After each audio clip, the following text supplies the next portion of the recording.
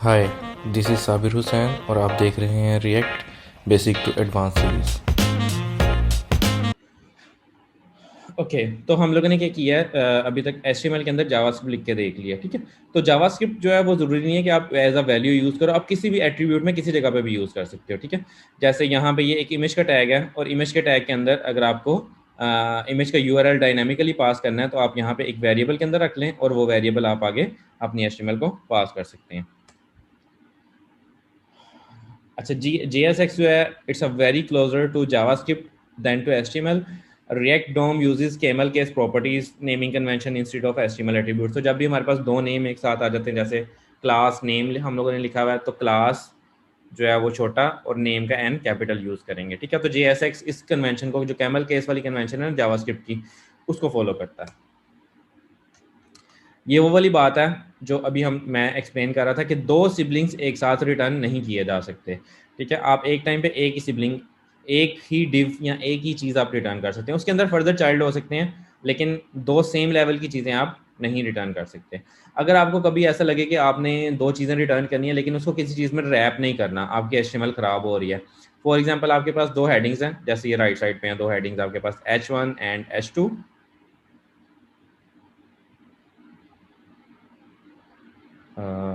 Late me grab the pen.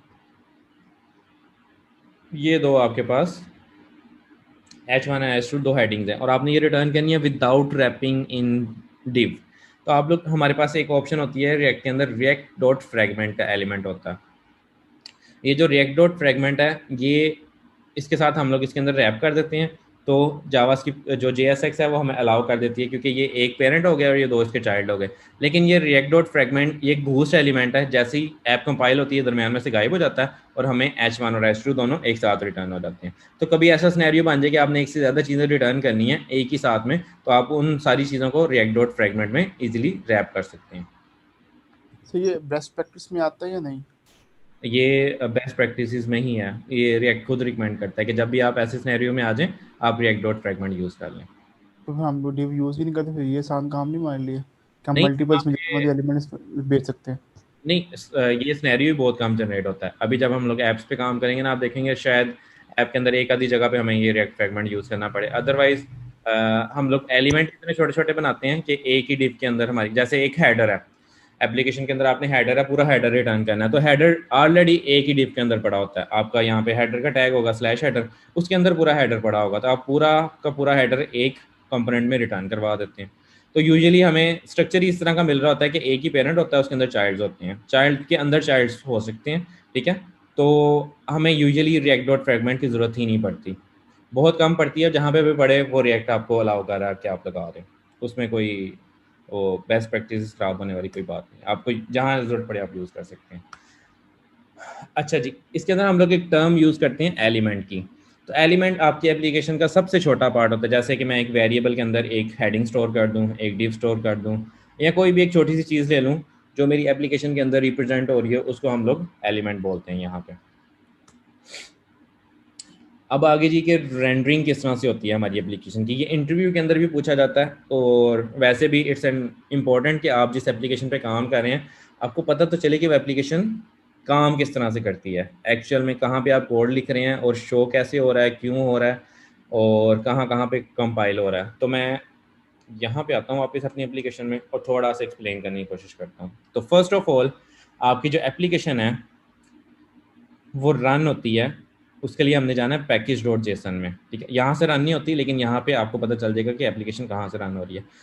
Package dot JSON की जो file है, ये वो फाइल होती है कि आपकी एप्लीकेशन के अंदर जितने भी पैकेजेस इंस्टॉल्ड हैं उसकी डिटेल्स सारी की सारी यहाँ पे आ रही होती है आपके पास। ठीक है, तो लेट्स से यहाँ पे हम देखें तो हमारे पास रिएक्ट इंस्टॉल है, रिएक्ट डोम इंस्टॉल है और एक हमारे पास रिएक्ट स्क्रिप्ट्स भी इंस्टॉल है। ये रिएक्ट स्क्रिप्ट्स हमें अलाउ करता है कि हम लोग अपनी कमांड्स रन कर सके। जैसे मैंने npm स्टार्ट की थी, npm रन बिल्ड की कमांड है, तो npm स्टार्ट इसको रन करता है, ये स्क्रिप्ट्स हैं पड़े हुए। तो आप यहाँ पे अपनी मर्जी से कोई भी स्क्रिप्ट लिख सकते हैं। फॉर एग्जाम्पल मुझे एक कस्टम स्क्रिप्ट चाहिए, मैं कहता हूँ माई स्टार्ट। ठीक है, कॉमा डाल के मैं आगे बता देता हूँ कि जब ये स्क्रिप्ट चले तो आपने कौन कौन सी एप्लीकेशन रन कर देनी है। तो यहाँ पे मैं अपनी एप्लीकेशन के यहाँ से नाम लिख सकता हूँ। मैं कह सकता हूँ आपने रिएक्ट स्टार्ट कर देना है, रिएक्ट डैश डोम स्टार्ट कर देना, वट एवर, ठीक है। इस तरह से मैं यहाँ पे अपनी लिख सकता हूँ कस्टम। तो अभी के लिए मुझे कस्टम की ज़रूरत नहीं है, मुझे रिएक्ट जो है वो बेसिक स्क्रिप्ट्स दे रही है जो कि मेरी एप्लीकेशन के लिए करंटली मोर देन इनफ है। सो उसमें सबसे पहले हमारे पास मिल जाता है स्टार्ट। तो npm स्टार्ट करेंगे तो ये आपकी एप्लीकेशन स्टार्ट करवा देता है, ठीक है। तो स्टार्ट जो है वो यूज़ कर रहा है रिएक्ट स्क्रिप्ट्स को। ये देखें, ये लाइब्रेरी का नाम यहाँ पे लिखा हुआ है और जो कीवर्ड है इसका वो है स्टार्ट, ठीक है। उसी तरह से ये बिल्ड है। जब मैं लिखूंगा npm रन, रन का वर्ड कीवर्ड हम लोग यूज़ करते हैं npm के साथ किसी भी चीज़ को रन करने के लिए। तो इसके साथ भी किया जा सकता है रन स्टार्ट, लेकिन हम स्टार्ट शॉर्ट फॉर्म में भी लिख सकते हैं, यानी कि ऐसा भी हो सकता है कि मैं कहूँ npm रन स्टार्ट, ऐसे भी लिख सकता हूँ, और npm रन बिल्ड, इस तरह से, ठीक है। तो बेसिकली जो मैं लास्ट पे लिख रहा हूँ ना, जैसे मैं लिखता हूँ npm रन बिल्ड, तो ये जो लास्ट वाला है ना, ये npm को कहता है कि आप रन करो बिल्ड को। तो npm क्या करेगा, यहाँ पे पैकेज डॉट जेसन में आएगा और स्क्रिप्ट्स के अंदर देखेगा कि बिल्ड यहाँ पे पड़ा हुआ है, अच्छा मैंने इसको, इस कमांड को रन करना है, तो इस कमांड को रन कर देगा। ओके, सो इसको मैं क्लोज कर रहा हूँ पैकेज डॉट जेसन को। तो बेसिकली यहाँ पे स्टार्ट कर देता है और यहाँ पे हम लोग फाइल भी दे सकते हैं कोई। अगर मैं चाहता हूँ कि मेरी जो फाइल है कोई एक रन हो, जैसे मैं कहता हूँ index.js, तो मैं यहाँ पे अपनी फाइल भी मेंशन कर सकता हूँ। लेकिन अभी के लिए ये जो मैकेनिज्म बना हुआ है ये बिल्कुल ठीक है, हमें इसको छेड़ने की ज़रूरत नहीं है। अब आ जाते हैं ऐप कैसे रन होती है।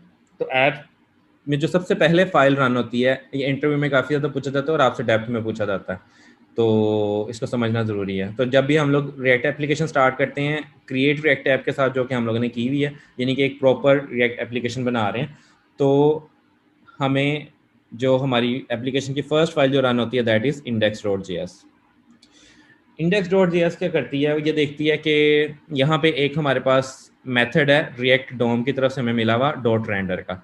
इसको हम रेंडर को जो भी पास करते हैं ना, ये रेंडर करता है। उसको रेंडर करने का मतलब होता है कि उसको रीड करता है और उस ट्रांसफॉर्म करता है उस फॉर्मेट में जो हमें यूज़र इंटरफेस में नज़र आ सके, ठीक है। तो जब हमें हमारी एप्लीकेशन कन्वर्ट होकर हमें यूज़र इंटरफेस में नज़र आती है ना, उसका टेक्निकल वर्ड हम यूज़ करते हैं कि हमारी एप्लीकेशन रेंडर हो गई है। तो रिएक्ट डोम हमें एक रेंडर का मेथड प्रोवाइड करता है। इसको हम लोग अपने सारे के सारे कंपोनेंट्स प्रोवाइड कर देते हैं जो भी हम लोगों ने अपनी एप्लीकेशन में बनाए होते हैं। जैसे कि अभी हमारे पास app.js चल रहा है। app.js है जो है वो रिएक्ट की एप्लीकेशन का सबसे मेन कंपोनेंट होता है, यानी कि सबसे मेन फाइल होती है app.js। इसकी इंपॉर्टेंस मैं बाद में भी आपको डिटेल से बताऊंगा, लेकिन अभी के लिए हमारे पास एक ही फाइल है। ये देखें, पूरे उसमें एक ही फाइल है जेएस की, इंडेक्स के अलावा, दैट इज़ app.js। तो app.js में मैं जो भी कोड लिखूंगा वो यहाँ पे आ जाएगा, क्योंकि मैंने यहाँ पे इंपोर्ट की हुई है, इंपोर्ट एक्सपोर्ट पढ़े थे ना हमने। तो ऐप में जो भी मैं लिखूंगा वो यहाँ पे एज एन ऐप इंपोर्ट हो जाएगा और मैं उसको JSX के थ्रू HTML एट्रीब्यूट की तरह कॉल कर रहा हूँ। तो अगर हम लोग JSX को साइड पे रखते हैं, सिंपल वर्ड की बात करें, तो मैं सिंपली यहाँ पे ऐप को कॉल कर रहा हूँ कि ऐप के अंदर जितना भी कोड है, ये जितना भी कोड लिखा हुआ है, ये सारे का सारा यहाँ पे रख दो। ओके हो गया। तो यहाँ पे मैं रख के किसको पास कर रहा हूँ, रेंडर को। तो रेंडर कहता है मुझे दो चीज़ें पास करो, एक तो आप अपना कोड पास करो और दूसरा मुझे बता दो कि जब मैं इसको रेंडर कर लूँ तो मैं कहाँ पे रखूँ। तो उसके लिए हम लोगों ने एक सिलेक्टर पास किया हुआ है। सिलेक्टर में हमने लिखा हुआ है document dot get element by ID root. हम इसको कह रहे हैं कि हमारी पूरी एप्लीकेशन में देखो किसी एक डिव को ID लगी होगी रूट। तो आप क्या करो, जब आप इस पूरी एप्लीकेशन को रेंडर कर दो तो आप इस ID के अंदर हमें रख के एप्लीकेशन दे दो। तो अगर मैं यहाँ पे आऊँ एप्लीकेशन में इंस्पेक्ट करूं तो मेरी पूरी की पूरी एप्लीकेशन, ये एक डिव है, इसको आईडी लगी हुई है रूट, इसके अंदर ये देखें ऐप, और ये सारी ऐप इसके अंदर हमारी रेंडर हो रही होती है, करेक्ट। इसके अलावा आपको ये पूरी HTML के अंदर कुछ भी और कोई और डिव नज़र नहीं आएगा। ये एक ही हाई लेवल डिव होता है जिसको आईडी लगी होती है रूट। अच्छा, अब ये पड़ा कहाँ पे होता है, ये होता है पब्लिक के फोल्डर के अंदर index.html में। इस फाइल में देखें ये पूरी एम्प्टी फाइल है, ये तो सिर्फ कमेंट लिखा हुआ है, इसको मैं रिमूव कर देता हूँ। तो ये बॉडी स्टार्ट हो रही है HTML की, ये बॉडी एंड हो रही है। तो इसमें सिर्फ एक ही डिव पड़ा हुआ है ID रूट और ये एम्प्टी डिव है, ठीक है। ये फिल कैसे होता है, ये फिल इसको करता है index.js, यहाँ पे जो सोर्स में पड़ा हुआ। तो दोबारा रिपीट करूँ सिंपल वर्ड्स में, तो सर index.js, एक क्वेश्चन है, इसमें रिएक्ट और स्ट्रिक्ट मोड क्या चीज़ है? ये स्ट्रिक्ट मोड यूज यस। किया जाता है, ठीक है। वैसे हम लोग रिएक्ट में जो जैसे हम लोग जावास्क्रिप्ट के अंदर क्लासेस यूज करते हैं, तो क्लासेस के अंदर स्ट्रिक्ट मोड का मतलब ये है कि आप यूजर को स्ट्रिक्ट करो कि वो जो चीजें हैं ना वो बिल्कुल ठीक लिखे, लेटेस्ट वे में लिखे, ठीक है। जैसे हम लोग ये इंपोर्ट्स यूज कर रहे हैं, ये स्ट्रिक्ट मोड में हम लोग यूज कर सकते हैं सारी चीजें। तो अगर मैं कोई ऐसी चीज यूज करूँ जो कि लेटेस्ट चीज, उसका अल्टरनेटिव लेटेस्ट चीज के अंदर हो, तो ये मुझे बताएगा कि आप इसकी जगह पे ये चीज यूज कर सकते हो, ठीक है। तो ये स्ट्रिक्ट मोड है। तो अगर हम ये ना भी लगाएं तो भी हमारी ऐप रेंडर हो सकती है इसके अंदर कंपोनेंट। हाँ बिल्कुल, अगर मैं ये यहाँ से निकाल भी दूंगा, खाली ऐप भी पास कर दूंगा, तब भी चलेगी। ये सिर्फ एहतियातन लगाया हुआ, ठीक है, ताकि ये मुझे एरर थ्रो कर सके कि आपने जो चीज़ यूज़ की हुई है ना, इसकी अल्टरनेटिव आप लेटेस्ट वे के अंदर ये चीज़ भी यूज़ कर सकते हो। Thank you. अच्छा जी, तो एनीवे मैंने क्या किया, मैंने ऐप के अंदर अपना कोड लिखा ऐप डॉट जे एस में, उसको मैंने इंपोर्ट कर लिया इंडेक्स डॉट जे एस में इस तरह से। और इंडेक्स डॉट जेएस में इंपोर्ट करके मैंने एक फंक्शन कॉल किया React DOM dot render. React DOM dot render दो पैराम मेरे से ले रहा है, ठीक है। ये फंक्शन है ना, ये फंक्शन कॉल किया हुआ है यहाँ पे, इस तरह से होता है। मैं आपको थोड़ा सा सिंपल वे में लिख के दिखाऊँ।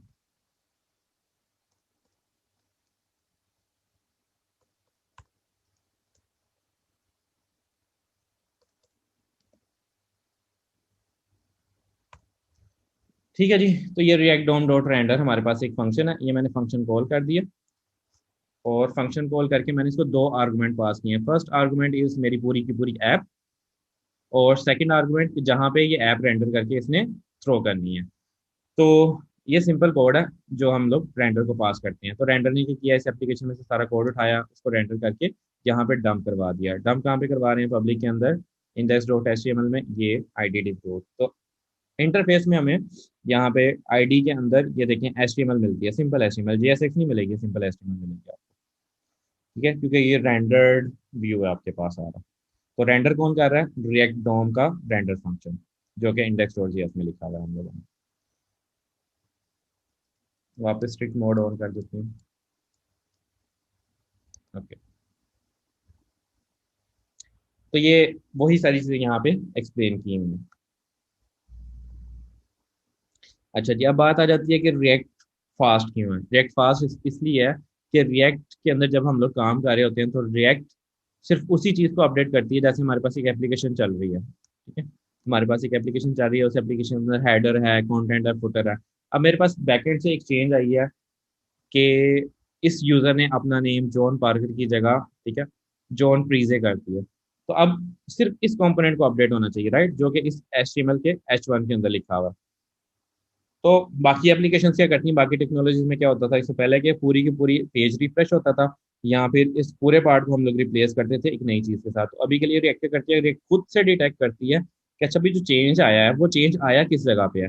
अगर तो ये सिर्फ H1 के अंदर चेंज आया, तो ये सिर्फ इस H1 को अपडेट कर देगी, ठीक है, और बाकी सारी चीजों को अपडेट नहीं करेगी। ये वाला जो मेथड है ना, ये वाला जो टर्म है, इसको हम लोग बोलते हैं रिकॉन्सिलिएशन। रिएक्ट रिकॉन्सिलिएशन,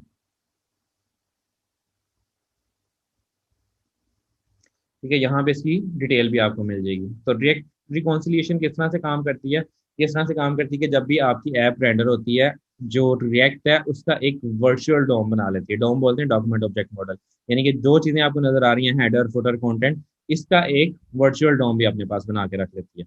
फिर जब भी हमारे पास कोई चीज चेंज होती है ना, जैसे हम लोगों ने एपीआई कॉल की, सर्वर से हमारे पास डाटा आया, तो ये क्या करती है, डायरेक्ट इस डोम के अंदर, ये जो डोम चल रहा है हमारे ब्राउजर के अंदर, इसको हिट नहीं करवाती। वो अपने जो उसने वर्चुअल डोम अपने पास एक बना के रखा होता है, वर्चुअली इसकी कॉपी बना के रखी होती है, उसके साथ उसको कंपेयर करती है रिएक्ट कि अच्छा भाई ये मेरा डोम है, इसके अंदर किस जगह पे चेंज आई है। अच्छा जी, करते करते करते जी यहाँ पे सिर्फ H1 के अंदर यूजर ने अपना नेम चेंज किया है, तो वो क्या करेगी, अपने वर्चुअल डोम के साथ उसको कंपेयर करके फिर यहाँ पे अपनी जो चेंजेस है वो थ्रो करेगी। तो हमें जो चीज़ चेंज करनी पड़ेगी, यानी कि जो चीज़ रिएक्ट यहाँ पे आपके ब्राउजर में चेंज करेगी, वो सिर्फ ये H1 होगा। तो ये जो पूरा प्रोसेस है ना जो रिएक्ट करती है, इसको बोलते हैं रिकॉन्सिलिएशन, जिसमें वो आप लाइक एजेक्स टाइप कह सकते हैं। हाँ रेजिक्स टाइप कर सकते हैं, लेकिन उसके एडवांस में, एजेक्स, ठीक है, हाँ एजेक्स, ठीक है, रेजिक्स तो और चीज होती है, सॉरी एजेक्स।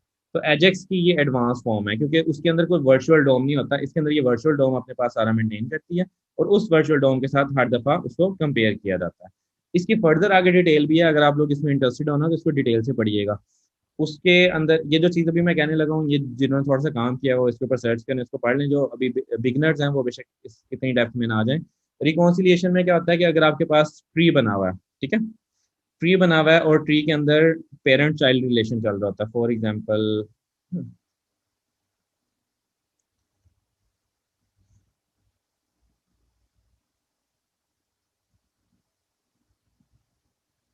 ये मेरे पास एक पेरेंट है, ठीक है, और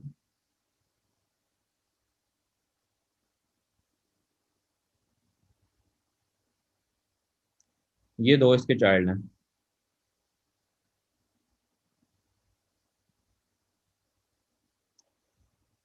ठीक है, अब आगे से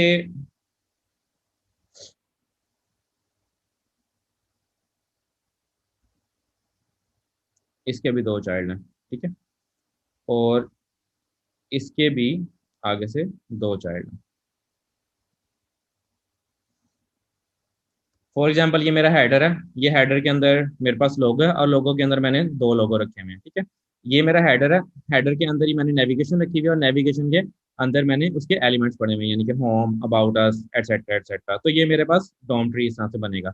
अब इसमें रिकॉन्सिलेशन की अगर आप डेप्थ में जाएं तो वो इस तरह से करता है कि अगर मेरे पास यहाँ पे फॉर एग्जाम्पल लोगो के अंदर ये दो लोगो पड़े हुए हैं, तो इसमें से कोई एक लोगो यूजर ने चेंज किया है, तो ये क्या करेगा, आपने वर्चुअल डोम जो उसने इस तरह से मेंटेन किया होगा उसके अंदर देखेगा कि अच्छा ये वाला जो लोगो है ना ये चेंज हुआ है, तो इसका जो पेरेंट है ना सिर्फ इसको और इसको अपडेट करेगा। ये वाले जो आपके नोड्स है ना, सिबलिंग नोड्स, इनको अपडेट वो नहीं करेगा, ठीक है। तो क्या होता है कि जो चाइल्ड नोड है वो उसका जो इमीडिएट पेरेंट है ना वो और चाइल्ड नोड, बस ये दोनों अपडेट होते हैं। इसके अलावा बाकी सारी एप्लीकेशन के अंदर अपडेशन नहीं होती। तो इस तो तरह से ये ऑटो होते हैं या हमें कुछ सेट करने नहीं, पड़ते ये हैं ऑटो चीज़ों को? ऑटो होते हैं। इसका मैकेनिज्म राइट रिएक्ट ने अपने पास लिखा हुआ है, ठीक है। ये लेकिन ये कॉन्सेप्ट है, समटाइम जब आप डिटेल्ड इंटरव्यू दे रहे होते हैं ना किसी ऐसी कंपनी में जो आपकी रिएक्ट के नॉलेज को जज कर रही हो, तो वो आपसे इस तरह की क्वेश्चन पूछेगी कि ये आपके पास नोड्स हैं, इसमें से ये अपडेट हुई है, तो मुझे बताओ कि इसकी बेस के ऊपर कौन कौन सी नोड अपडेट होगी, ठीक है। तो उसके जो इमीडिएट पेरेंट है और अगर उसका भी कोई इमीडिएट पेरेंट है तो इमीडिएट पेरेंट्स जो है वो हमेशा अपडेट होते हैं इसके साथ। और ये रिकॉन्सिलिएशन का जो कॉन्सेप्ट है ना इसको अपडेट करते रहते हैं साथ साथ। तो आप कोशिश करें कि जब भी आपको टाइम मिले रिकॉन्सिलिएशन का कॉन्सेप्ट पढ़ें, और जो रिएक्ट का नया वर्जन है उसमें देखने के रिकॉन्सिलिएशन के अंदर तो नहीं चेंज किया इन्होंने। तो might be in the future सिर्फ ये हो कि आपके जो चाइल्ड्स हैं अगर उसके अंदर कोई चेंज आ रही है तो उसका पेरेंट भी अपडेट ना हो, सिर्फ और सिर्फ वो चाइल्ड अपडेट हो जाए, ठीक है। इस तरफ जा रहे हैं। तो दैट्स वाई रिएक्ट के अंदर जो आपकी एप्लीकेशन होती है ना वो बहुत फास्ट होती है, क्योंकि बाकी सारी चीज़ों को तो कोई फर्क ही नहीं पड़ता, वो वैसी लोड हुई रहती हैं, वो रीलोड होती नहीं है। और कस्टमर को यूं फॉरन सीमलेस भी अपडेट्स मिल रही होती हैं रिएक्ट एप्लीकेशन में। लेकिन इसकी कोई आप लाइव एग्जांपल दे सकते हैं? लाइक फॉर एग्जांपल मेरे पास पेज लोड है, इसमें टेबल्स की डाटा लोड है, और पीछे डाटा बैकएंड से कोई डाटा चेंज हुआ तो इसके अंदर ऑटोमेटिकली रीलोड हो जाएगा। डायरेक्ट ऐसे हाँ काम हो जाएगा, करेगी हमें जब हम कोई? लोग हाँ जब हम लोग एप्लीकेशन पे काम करेंगे ना तो तब हम इसकी लाइव एग्जांपल्स भी देखेंगे। हमारे पास सारी एप्लीकेशन लोड हुई होगी, उसमें हम लोग अगर कोई टू डू ऐड करते हैं या डिलीट करते हैं तो सिर्फ वो वाला नोड जो है ना वो अपडेट हो रही होगी, बाकी सारी एप्लीकेशन वहीं पे सेव रहेगी, चेंज नहीं ठीक होगी, है। ठीक है। तो इसकी लाइव एग्जांपल्स हम लोग देखेंगे जब एप्लीकेशन पे काम स्टार्ट करेंगे। ओके, तो that's it for today.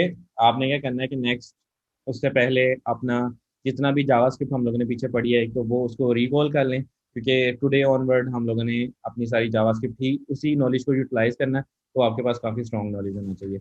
Secondly जो आज के लेक्चर में हम लोगों ने एप्लीकेशन बनाई है, आप कम से कम इतनी एप्लीकेशन अपनी अप एंड रनिंग कंडीशन में लेके तो फिर आए नेक्स्ट लेक्चर के अंदर, ताकि हम आगे इस एप्लीकेशन के अंदर काम कर। बना ली हुई सर साथ साथ।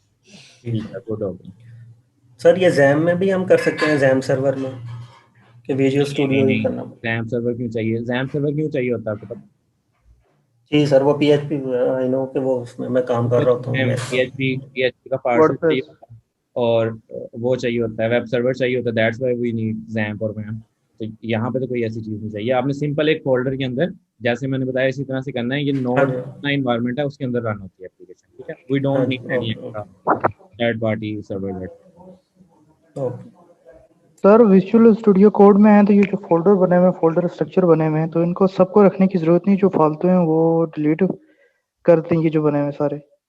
नहीं नहीं, एप्लीकेशन का अपना स्ट्रक्चर है, इसमें से कुछ डिलीट नहीं करना। जो डिलीट करना होगा मैं साथ साथ बताऊंगा। अभी के लिए अगर मैं इस एप्लीकेशन स्ट्रक्चर पे जाऊँ यहाँ पे, तो ये मेरी एप्लीकेशन का फोल्डर है, इसको मैं ओपन करूँ तो ये फोल्डर 3 पड़े हुए हैं यहाँ पे। इसके अंदर वो लाइब्रेरीज पड़ी होती हैं जो इंस्टॉल हुई होती हैं। ये पब्लिक के अंदर हमारी index.html की फाइल है जो हमें रेंडर करवा के अपना व्यू देती है।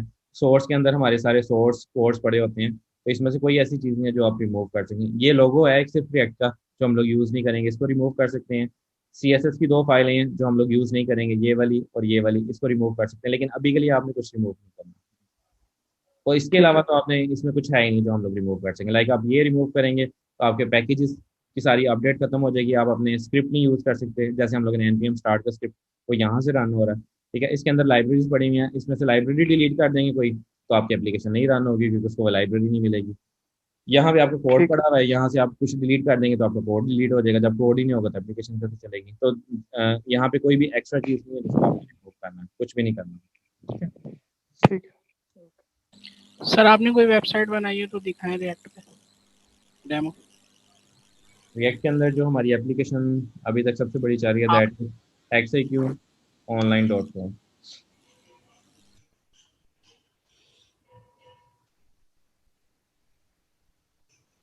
ठीक है, ये हमारी रिएक्ट की एप्लीकेशन, आप लोग इसको विजिट कर सकते हो, साइन अप कर सकते हैं।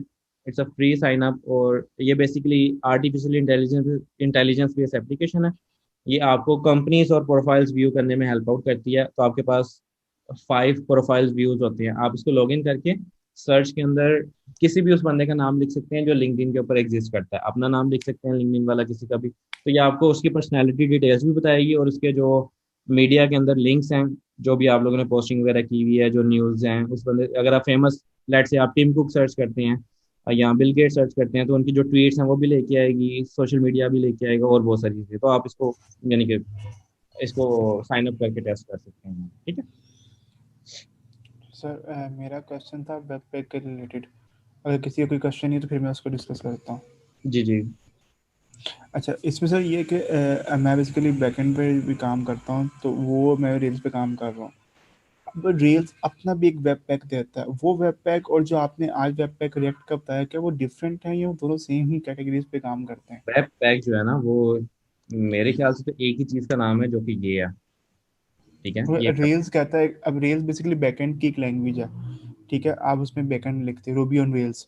तो रूबी ऑन रेल्स कहता है कि आप मैंने आपको वेब पैक की कमांड दे दी, आप उसमें वेब पैक इंस्टॉल करो तो आपको उसमें रिएक्ट मिल जाता है। आप उसमें चाहे रिएक्ट इंस्टॉल कर लो, आप उसमें जो npm यानी कि वो व्यू यूज़ कर लो, या फिर आप उसमें एंगुलर यूज़ कर लो वेब पैक के मेरे जरिए। ख्याल से इसका अपना वेब पैकर है, ये इन्होंने अपना वेब रेल्स का अपना वेब पैकर है, ठीक है।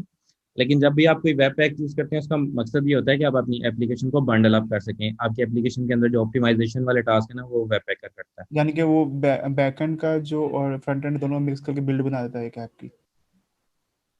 हाँ कह सकते हैं। वैसे हम ये और भी बहुत सारे काम करता है, ये आपके इमेजेस को ऑप्टिमाइज करता है, ठीक है। ये आपकी जावास्क्रिप्ट को ऑप्टिमाइज करता है, ये आपकी CSS को ऑप्टिमाइज करता है। ये इसके अंदर वॉचर्स भी लगा सकते हैं हम लोग। वॉचर्स क्या करते हैं कि आपकी जो फाइल्स हैं उसको वॉच कर रहे होते हैं रन टाइम पे, अगर उसमें कोई चेंज होता है उसको शो करवाते हैं, ठीक अच्छा, है। अभी वॉचेस पे हम काम करेंगे इसके अंदर?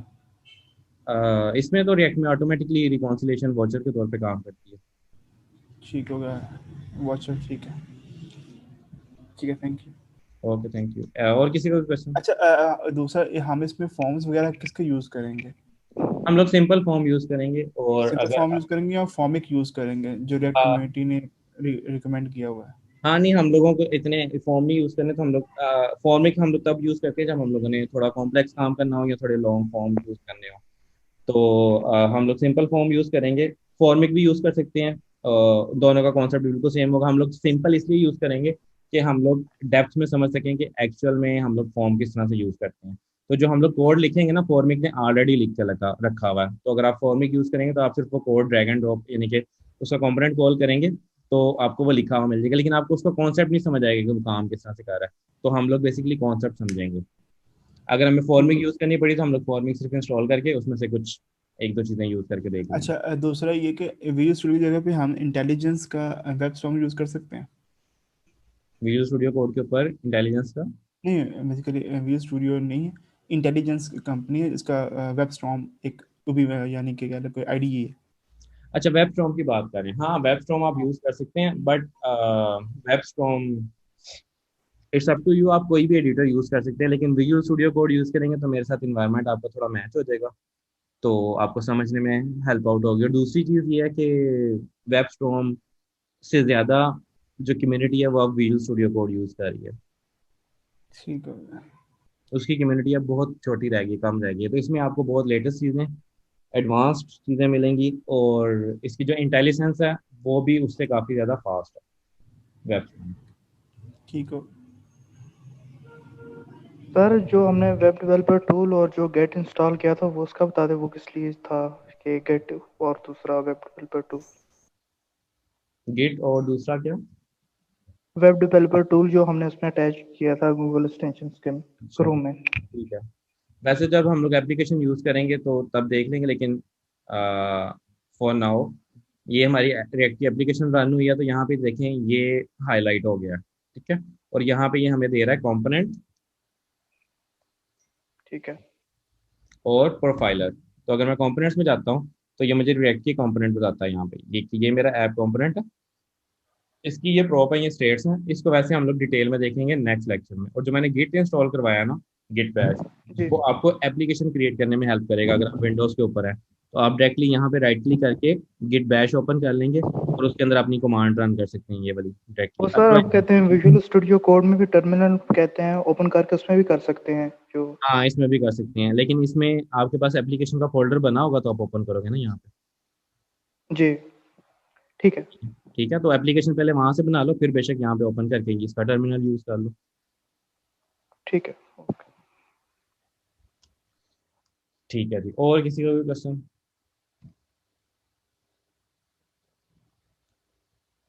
All clear? नो। ठीक है, चले मिलते हैं नेक्स्ट लेक्चर में। अल्लाह।